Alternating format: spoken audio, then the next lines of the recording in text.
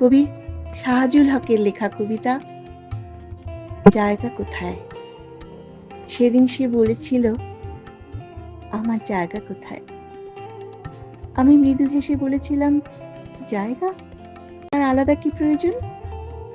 তুমি তো মিশে আছো আমার প্রতিটি নিঃশ্বাসে, চিন্তার গভীর অন্ধকারে, আলোর প্রতিটি রেখায়, পাওয়া না পাওয়ার সীমান্তে দাঁড়িয়ে আমার লেখার প্রতিটি অক্ষরে, আমার সৃষ্টির মর্মর সুরে তোমারই প্রতিচ্ছবি জেগে থাকে নীরব এক কোণে। মানে তুমি চিরকাল অমলিন, অনন্ত, অনির্বাণ, এমন এক অন্তঃস্থল যেখানে শব্দের কোনো প্রয়োজন নেই, তবু প্রতিটি নিঃশ্বাসে তুমি শিহরণ হয়ে বয়ে যাও। এরপরেও আমাকে রাখবো আর কোথায়, তুমি বলে দাও।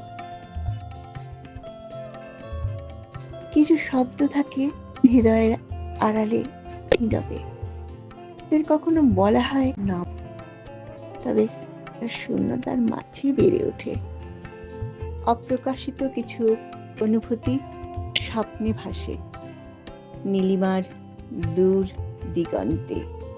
সীমাহীন গভীরতা, তারা রয়ে যায়, সামনে আসলে হয়তো হারিয়ে যাবে এই ভয়ে।